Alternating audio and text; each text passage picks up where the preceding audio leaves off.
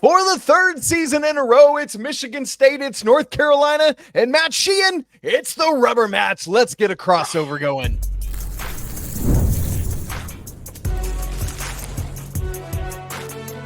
You are Locked On College Crossover, part of the Locked On Podcast Network. Your team every day.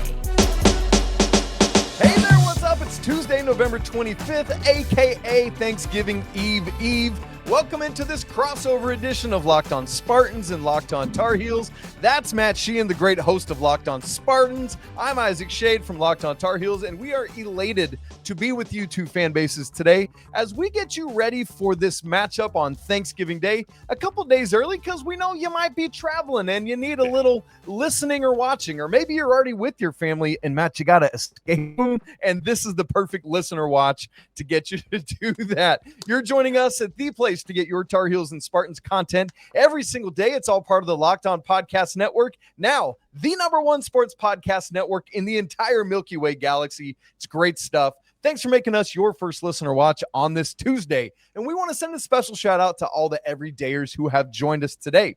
This episode is brought to you by FanDuel. Right now, new customers can bet just $5. And if that bet wins, you're going to get $300 in bonus bets to use all across the app. Download it and get started today. Matt, full transparency for everyone behind the scenes. We are recording this on Monday night. Yep. So as we record this, we do not know the outcome of either Michigan State, East Carolina on Tuesday or North Carolina, St. Bonaventure on Tuesday. We're going to assume what's going to happen in both of those games, but crazier things have gone down. On this show, my side of things, Locked On Spartans, we jinx things to oblivion on this show. So allow me to just do this for both of us here. I'm going to knock on wood before going any further, but assuming that both of our teams escape these upcoming triple overtime games on Tuesday against the Bonnies and the Pirates.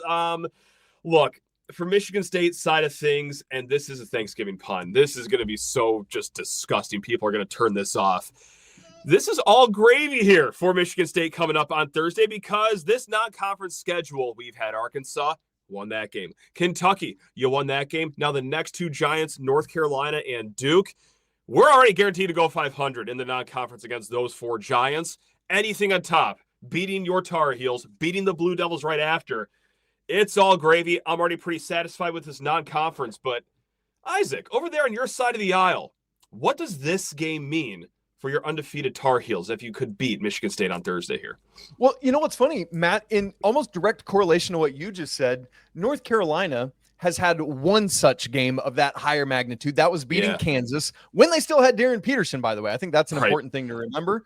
Yep. But North Carolina is entering a stretch right now where they've got to go through all of that you just laid out. The St. Bonaventure game is no joke. I think the East Carolina game probably a little more of a might be easier a joke. thing. Yeah, right. Yeah. But the Bonnies are a good A-10 school.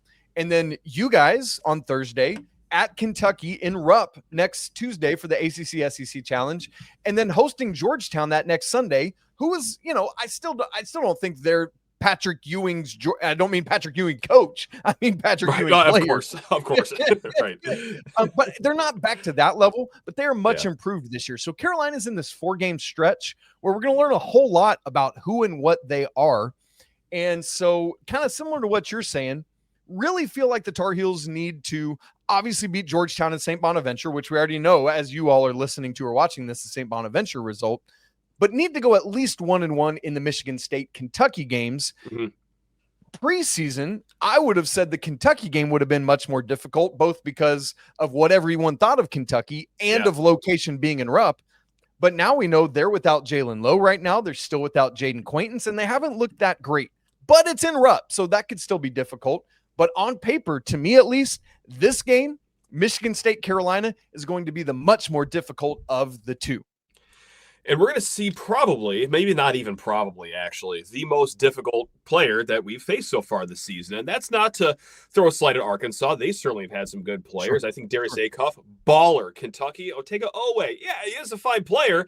Didn't necessarily play like it, but hey, maybe that's just because Michigan State's defense is that good. However, We have not seen a Caleb Wilson yet. Now, this kid is a top 10 recruit, and to match that, he's going to most likely be a top 10 pick in the NBA draft coming up. He has scored 20-plus points in 4 of your 5 games over there, Isaac, and he's also shooting 69% or better from the field in 4 of those 5 games. My question is, I'm scared. That's the question. Yes. That's it. That's all I got for you. This guy, he's good. Why? What makes him so special, Isaac? Well, the reason his field goal percentage is so high, which I looked at, so I keep really detailed records. Like I have my own record book. That's the level of that. And if the season ended right now, he would have the 5th best single season field goal percentage in Carolina history. That's not bad. He dunks everything. This dude has 24 dunks on the season right now, Matt. It's crazy. Through 5 games. That's just shy of 5 dunks a game. But what makes him special, to me, what stands out is not only is he that level of talented, but 2 things in particular. He is the first player on the floor for any loose ball ever. Okay. When your most talented NBA prospect is not a prima donna and is willing to do that, dude, like that sets the tone for the entire team. I don't care if you're a freshman or senior. When your superstar does that, you follow suit. Secondly, one of the biggest issues for North Carolina last year, and I think Spartans fans saw this in that game last year, is that Carolina just didn't have the same level of leadership. When the 2 teams played a couple years ago in the NCAA tournament, when Carolina had Cormac Ryan, Harrison Ingram, there was a lot of leadership on that team, interestingly, from those 2 transfers. Last year, that was not RJ Davis. He was not a vocal leader.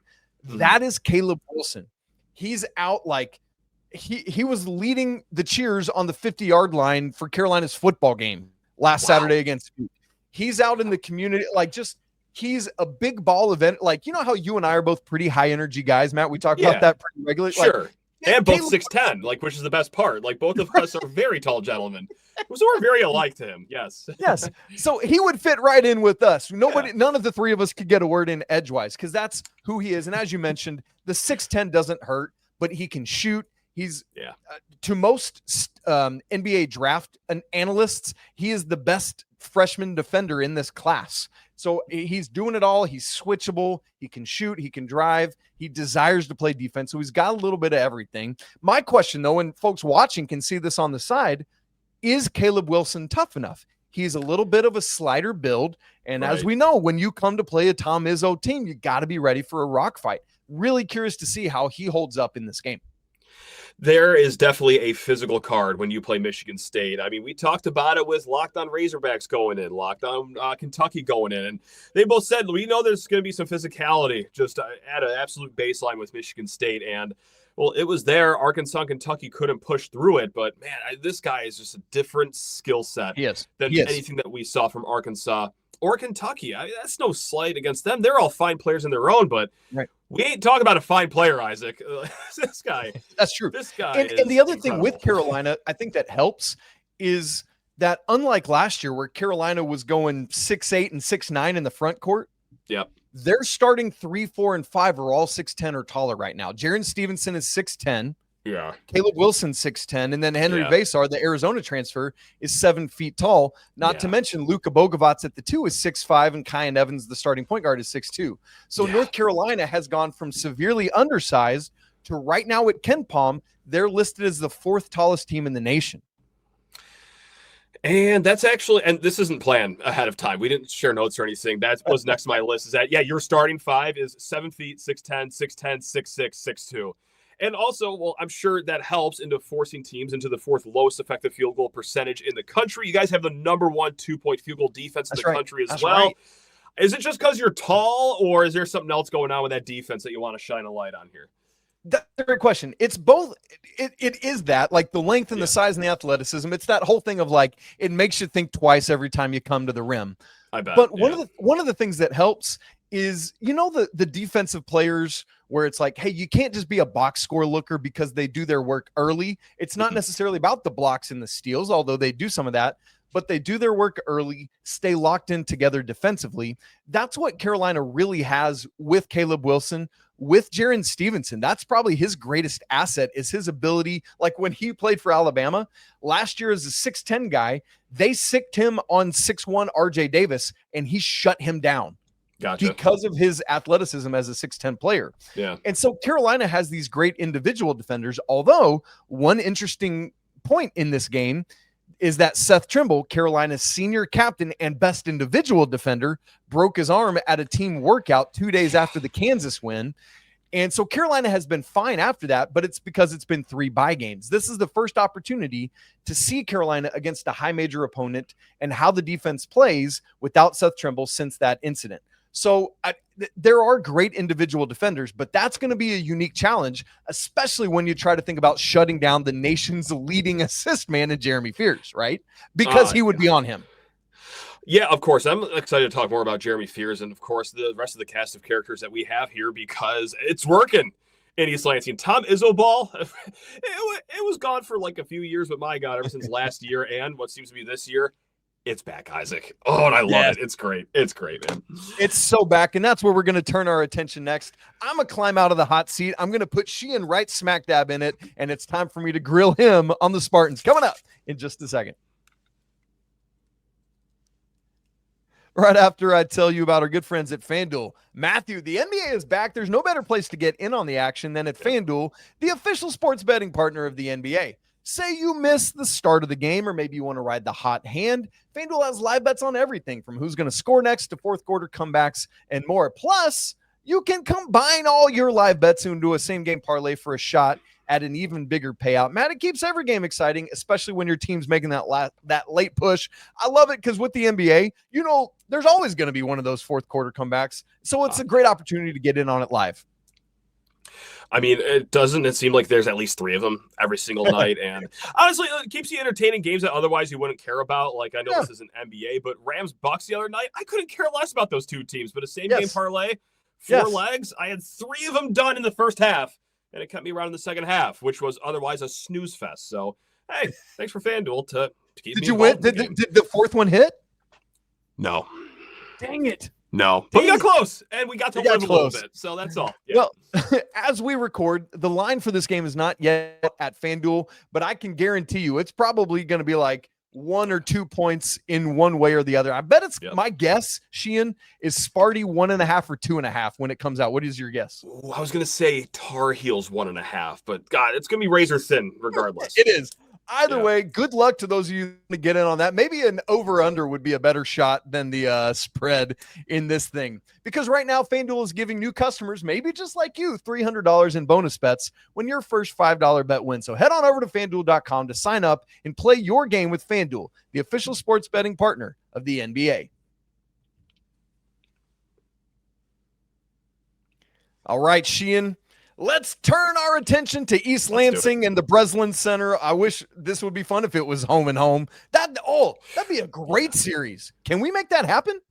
I wouldn't hate that. Hey, you remember like way back in the day, Detroit was going to host a Final Four soon, and they had this giant basketball at Ford Field. Well, hey, 2027, they're hosting it in April, the Final Four, that is. Why not just get another basketball going? Like, why not just bring North Carolina in for one of those bad boys? I wouldn't hate that. Are you referring to the 08-09 season? Like, just the regular season is all I want to talk about. That's all I can. That's all that I am. I don't. Okay, Matt, I referenced it at the end of the last segment, but Jeremy Fears now is averaging not just Big Ten leading, nation leading 10.4 assists a game to just 2 turnovers. Dude, that is a 5-to-1 assist to turnover ratio. It's insane. Yeah. What is it that he's doing so well? Man, he just sees the game so much differently, doesn't he? I mean, there's literally a game earlier this year against Arkansas where he pulled the clipboard out of Izzo's hands during a timeout, and he drew up the play for freshman Jordan Scott to have a backdoor cut, and it absolutely barbecued the Razorbacks for a nice clutch bucket. So, I mean, he just sees the game in about, how would you describe it actually? Half the speed because it's so slow, or he's thinking so fast that it's 2 times the speed? Anyway, you slice it. He sees the game at a different speed than everyone else. I mean, it is incredible. And it's not like he's doing it with a bunch of driving kicks. Hey, I'm going to find the guy that's going to just cash in an open 3-pointer, because by and large on the season, we don't shoot the 3-point ball that well. So, like, it is a lot of good pick and rolls. It is a lot of good cuts to the hoop. But, man, this guy is just cool, calm, collected. He also sets the tone on defense on the other side. And he will, as unassuming as it is, he has a very friendly Mr. Rogers-esque face. Like, you would never guess it. He will let the other player know about it for the full 40 minutes of the game. At least once per game, a ref has to come up to him and say, you gotta dial it back, man. So I love the tenacity. I love his vision. I just love Jeremy Fears, man. He's he's great. He's special. How could you not, man? A point guard's point guard, one of those guys that, as an old schooler, we love to watch. Yeah. Now, Matt, here's the thing. You referenced it earlier. Wins already over Arkansas at home in the Breslin Center. A tough 3-point win. And then last Tuesday night in the Champions Classic, a game that a lot of people didn't pick correctly. But for those who might have checked it out, all four hosts from Locked On College good grief. The four Locked On hosts of those four schools and I did a roundtable ahead of that game with me wearing my Locked On College basketball hat, not my Locked On Tar Heels hat. That's right. And Matt, all of us other than Locked On Kentucky host Lance Daw picked Michigan State to win. That's right. My dude, that was not just a win. That was an obliteration. I do not care that there was no Jalen Lowe. I do not care that there was no Jaden Quaintance. It's still Kentucky, and it's still a crud ton of talent. Yeah. Why, Jeremy Fears aside, we've already talked about that. What else is it that Michigan State is doing so well early this season? I'm going to go back to that conversation because our guy over at Locked On Kentucky, Lance Daw, who does a fantastic job. Yes, he does. This is right after I said my prediction of Michigan State 72, Kentucky 68. He said he would burn Rupp Arena down if they don't get at least 70. And that, like, Kentucky, even through all their struggles, somewhere is like obviously a very good offensive team. But they didn't let Kentucky get to 70. And I don't know if Lance is still out as a free man or if they got him for that arson, whatever it is. But, I mean, him and everyone else, like, they can now see that, like, Michigan State's defense will always, in theory, be a reason they can win any game. I mean, they did it against Arkansas, and they made 1 3-pointer. Michigan State made 1 3-pointer, that is. But that physicality, that defense, and that's by way of having, solid individual players. Like I said, Jeremy Fears is good. Carson Cooper, our senior big man, he's come a long way. Ooh. But there is something about continuity on your roster year after year, and it really shows itself early on in a season. Maybe I'm putting too much stock into it. I don't think so, but when I'm seeing this team, their switches, their communication, their cohesion on defense is right where you'd see a lot of other teams come February. There really isn't much drop-off on the back cuts, off-ball screens. They just work in such good harmony where at some points it really feels like they're playing with 6 guys on defense. They are absolutely forcing other teams into just brutal shot decisions. So that's how they did it against Kentucky. That's how they did it against Arkansas, especially with the struggling offense on our end. But, man, that defense right now at top 10 in defensive efficiency. But you don't even need to watch the stats. You can just look at these games, and it's brutal for these other teams, Isaac. That's what we got going here. And, okay, I got to shout out my guy because Cam Carr is from Dutchtown High School, which is like 5 minutes from my house that I grew up in. And so usually I'm cheering like crazy for this guy, but I can't on Thursday, but I want to because he's wildly uber athletic and I love him and I think he's so great. Like with Cohen Carr, did I say Cam Carr? You did, but that's okay. Now I'm following you. So we're back on track now. Yeah. I know he's talking about someone on our team that's athletic. It's got to be Cohen Carr. Yes. I am not trying to combine Cam Ward and Cohen Carr, nor should I be talking about Carson Cooper. There's too many C's on this team. And we are heavy on the C's, man. Yeah, we are. We lead the Big Ten in C's, I think. Yeah. Yes. So forgive me. I was meaning to say Cohen Carr, who went to Dutchtown High School, just a couple minutes from my hometown, my house I grew up in. This dude, when we talk about Caleb Wilson and his athleticism and all that, Cohen Carr is the best athlete in literally every game he plays in. Would be rivaled by Seth Trimble if he was playing in this game, but he's not. What does Carolina need to do to slow down? I know he's not a great shooter. You talked about Michigan State in totality not being a great shooter, but that athleticism, man, it just jumps off the page. How can Carolina neutralize that? Yeah, transition defense is where I would start, certainly, because, and maybe this is more of a home at Breslin Center thing, and this goes beyond the scoreboard, but man, when he throws down an alley-oop in transition or a dunk in transition, scoreboard will read 2 points. It feels like 8 points in the Breslin Center. I'm sure it feels like 4 points just on a neutral or away court. So, look, I was at the U of D game. They tried their darndest to, get someone out in transition just to mark him. I mean, he's on every single scouting report possible. But eventually they got him on a 2-on-1, elevators going up, and he almost concussed himself on the rim. So, transition is where it starts. I do wonder with what they're going to do for him in the half-court offense. Do you kind of just force him to shoot? Yes, he is shooting 37% from three. 2 of those just came in the last game, and that's on 8 attempts for the whole year. So he's not a bona fide three-point shooter.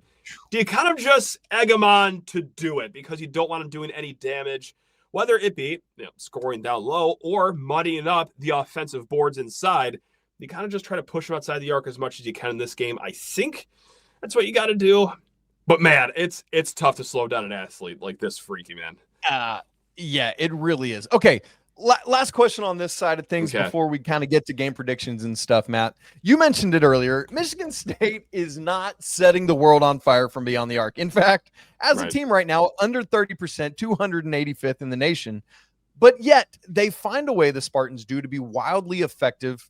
Yeah. Like, yes, it's the defense, as you said, that it's the calling card, it's the DNA, it's whatever you want to say for this team. But how does the offense continue to do enough, even when you can pack it in the paint against them? It's a lot of action off ball, right? And then Jeremy Fears is going to find that, and he's going to connect. This team does lead the nation in assist rate, so it's not just Jeremy Fears doing it all. But, hey, you know what? These other guys can go out and dish some assists, too. So it is a lot of down-low action. It is guys finding the holes once double teams do come. And I got to give credit to Cam Ward. Freshman, just slid inside the top 50. He wasn't this bona fide 5-star. But, man, what I really realized in that Arkansas game, just second game in his collegiate career, smart, instinctual kid. He always finds the open spot. And, hey, you know what? When he finds the open spot, his teammates find the open guy down low, and that's a dunk and a layup. So, yeah, not necessarily a great shooting team, but we will use all 30 seconds of this shot clock. We will run about, 15 back cuts and screens, and we'll make it happen one way or another here. And, every other day. Transition, sometimes. Yeah.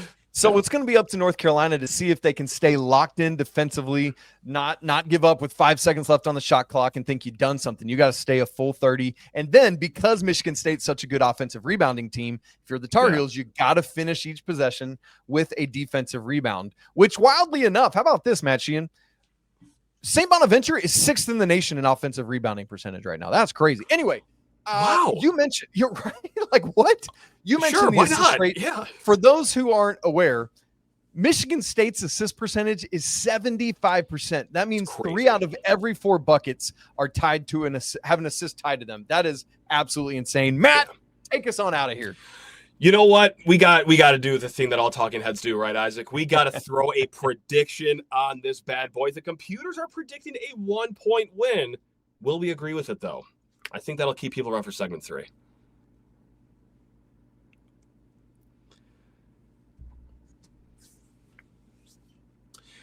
The computers over at barttorvik.com. They have North Carolina 74, the Michigan State basketball Spartans 75. They are predicting a 1-point win for Michigan State. To be precise, they actually have this spread at just 0.8, so a pick 'em. Of course. And what else could it be in times like this? So, Isaac, I will let you waltz first. Again, 75-74 is what this fancy computer over here is telling me. Are you going to align yourself with that? Are you going to say UNC victory? Are you going to go higher than both teams in the 70s? Take it away. You know what? I like that score in the 70s because I think it is going to be a tough game with some more defense played than you might otherwise see. Yeah. The funny thing is, I remember back, like, it's so burned into my brain. In fact, I went back and watched it earlier today just to sit in the agony a little longer. Elliot Cadeau's missed layup last year with about 20 seconds left on the clock in regulation. Yeah, right. That would have given Carolina a lead. In fact, I meant to look at what the score was in that moment, and that would be my score prediction. Had he made that layup and whatever that score was. Now, obviously, Carolina has another defensive possession they would have had after that. There's no guarantee that the Tar Heels win that game. But whatever that score would have been, that's what I'm going with. Carolina by 1, but the made layup to win the game. But either way, yes, I agree with the computers. I agree with what we think FanDuel will say, or that this game is going to be a 1, maybe 2 possession game because of free throws or something, but it is going to be tight. Guarantee you that. I had the play-by-play of that game in my other window, so I actually can give you that answer right now. If Cadeau made that layup, it would have been 81-80 North Carolina lead with about 19 seconds left, as you said. Okay, 81-80. That's my prediction. There we go. Just an absolute poetic final score here. I'm going to go somewhere in the 70s. Yeah. And this is going to upset people over their Thanksgiving dinner travels or Thanksgiving dinner tables, whatever you have. I am concerned about the length and the height for North Carolina. And especially with Michigan State not being this, great bombs over Baghdad. We'll just shoot the ball over the defense. This won't be a problem. Like, sure, we shot 50% against Kentucky. That's not really who Michigan State is. They're probably somewhere closer to this 30% shooting team that they are on the whole season. I do worry about that if they can't get anything done in the paint. So, on the contrary, yes, I think Michigan State shows up with a good physical defense. I do think that this will be 74-70 North Carolina, though. I hope I'm wrong. I want to smile Thanksgiving, whether it's the Lions beating the Packers to start the day, or Michigan State, North Carolina, or don't threaten me with a good time. Both.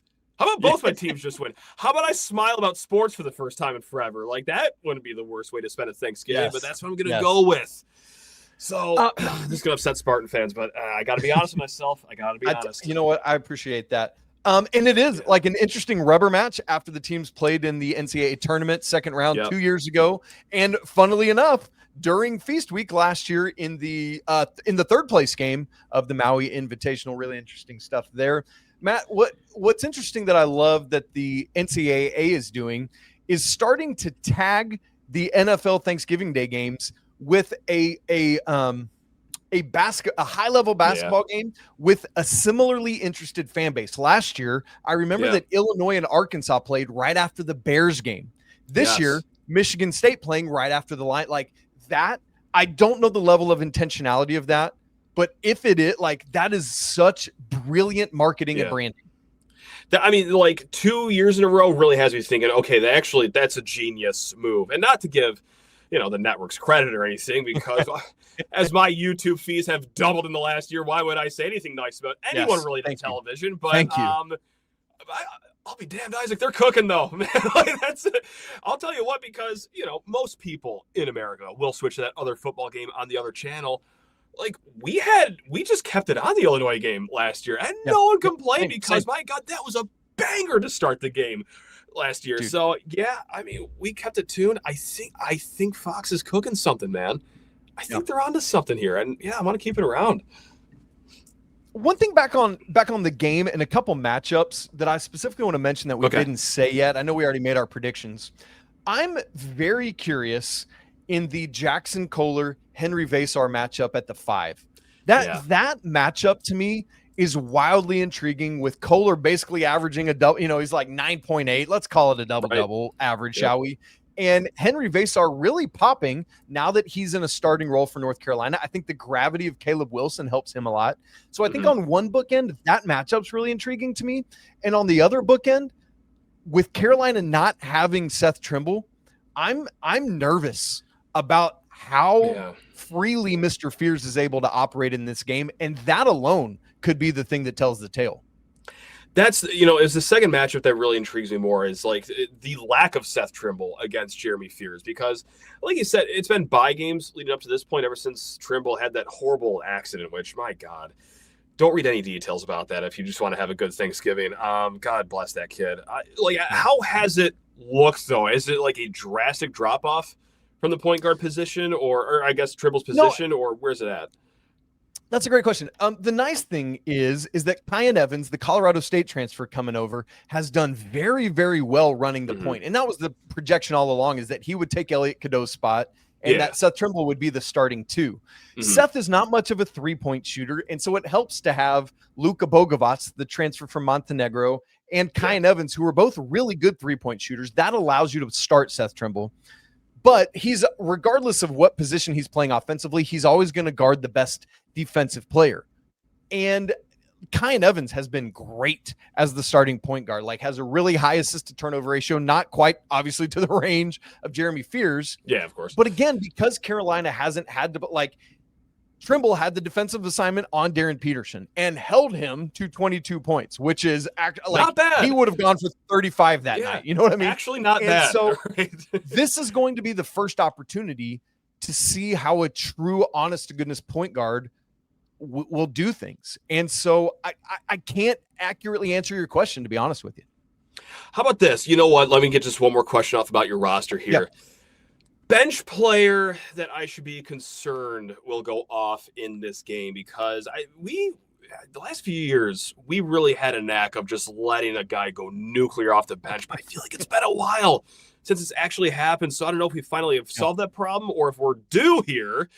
So what's it going to be, Isaac? Who off the bench that averages like 4 points is going to go off for a smooth 18 in Fort Myers? It's a great question. The answer to that has been somewhat mitigated, again, because of the Trimble of it all, right? Yeah. Because I think it would be Jarin Stevenson coming off the bench if it were not for that. So I would say the guy that has the best opportunity probably for that would be Jonathan Powell, the West Virginia transfer. Okay. Who can, when he gets hot, just bomb away from beyond the arc. That was his calling card last year for the Mountaineers. He's a sophomore and can really, really get going. But we'll see. The other thing is freshman, the backup point guard is Derek Dixon, who's a 6'5" guard, and he's more of a scoring guard that's learning point guard. So he's got an opportunity to really get hot as well. In fact, he was in Carolina's last game. Yeah. So I'd say probably one or two of those guys. It's not going to be anybody in the front court that I'd be concerned about. So those would be the most likely candidates in my mind. You know what? Like for our bench too, it's the same thing. It's Trey Fort, 2 guy, and he's been on like 1,000 colleges. He's been in every single time zone in the last 5 years, even counting Hawaii and Alaska. He's been everywhere. But hey, you know what? He's with the big boys now after transferring here from Samford. It's been hot and cold, and that's all he's been his career. This isn't a surprise to anyone, but never tell Trey Fort that man thinks that he is 2015 Steph Curry with how green that light is, which I like. You know what? Like, he'll never stop himself from shooting. Tom Izzo will. He'll just put him on the bench if it gets too much. Yes. But you need a guy, especially with our 3-point struggles, like we said, that just goes out there, and it's not horrible when he shoots. He's shooting at, like, what is it? I got this percentage up right here. It's 28% right now. On his career, he's closer to 34, 35%. Hey, sling that ball, young man. let's queue up 7 of these 3-point balls. Let's see if 3 of them hit. Why not? Let's get nuts. So Trey Fort's going to be our microwave alert guy from the bench too. Well, and I love it. Like, I'm always cheering for. So my best friend is a sports administration professor at Samford, and so I've got a place in my heart for Trey Fort in a big way. So would love for him to have a good game. Another, I feel like we should probably mention is Kurt Tang, who had a great game against Kentucky, and so like he's another one that I'm concerned about too. Kurt, you know what? Starting, he was the starter too, and I am interested to see who's going to be starting at the 2 here for this upcoming game, because it was Kurt Tank starting during the exhibitions, then he lost it to Trey Fort, and now I feel like it's kind of in the balance right now, because Izzo doesn't trust Ford's defense as much as he trusts Tang's defense. But yeah, Tang did lose his starting role very early on in the season for a reason. The shots were going in, and I was starting to get a little concerned. Sophomore, coming off very limited opportunity as a freshman. Oh, this is a really slow start, but good God. When you go off for, 15 points at Madison Square Garden against that Kentucky team, just like that the previous 4 or 5 games, however many it was, including the exhibitions, that's just been erased from my memory. You're good in my book, Kurt Tank, so really interested to see who's going to be the starting at the 2, but hey, that's just ride the hot hand as far as the minutes go the rest of the game after the opening tip starts. All right, Matt Sheehan, this is going to be an electric game. Absolutely cannot wait for it on Thanksgiving Day. It's at a weird time when probably a lot of people are either eating, getting ready to eat, cleaning up, doing the puzzle, whatever. Make sure you carve out time. This game is slated for 4:30 Eastern on Thursday on Thanksgiving Day. It'll be on Fox, man. Again, absolutely love it. Great stuff. Best of luck to the Spartans, Matt Sheehan. Best of luck to the Tar Heels. These are, and I think bottom line for this thing is I'm really excited and interested to see how both these teams fare season long, and both teams that are cruising towards having a good seed in March, and can't wait for that. I was going to say I hope to see you later this season, but no, actually, no. I mean, I hope we're on opposite sides of the bracket when it's all said and done. Hey, let's meet in Indy. Let's meet in Indy. Yes. Hey, that sounds like a good time. I'd do it. Why not? Sure. Heck yeah. I'm here for it. All right, guys. Thank you so much for being here with Matt and I today. For Locked On Spartans fans, for Locked On Tar Heels fans, man, we love it. Yes, our teams are at odds, but can't we all just be college basketball fans on this Thanksgiving, right? Like joyous come around day. the college basketball campfire together, sing a little kumbaya, and then go beat the poop out of each other for 2 hours, right? I love it. I'm here. All right, you guys, thanks so much for being with us here on the show. Make sure you check out everything Matt's doing over at Locked On Spartans at Sheehan_sports on the Twitter machine. I'm at Isaac Schade, 1 S, 2 A's, and then there's a C in Shade. It's weird. I know. I get it. Thanks again to all you everydayers for joining us here at the #1 sports podcast network in the world. It's hard to believe that we get the honor of being part of this, and it's all because of all of you. We'll be back with you again. Matt, I'll be going live post-game after the game. When will you be up with your folks? I will also be as soon as I can after the game against East Carolina. So look for like 3:30ish, 4ish. But yeah, we'll be talking about what happened, this game, some more football, I guess. But yeah, we'll be back soon. It's gonna be great stuff. All right, you guys. Thank you for making Locked On Tar Heels and Locked On Spartans part of your listen every day, where we're bringing it to you, your team. Until next time, when we're right back with you for Locked On Spartans and Locked On Tar Heels. Peace.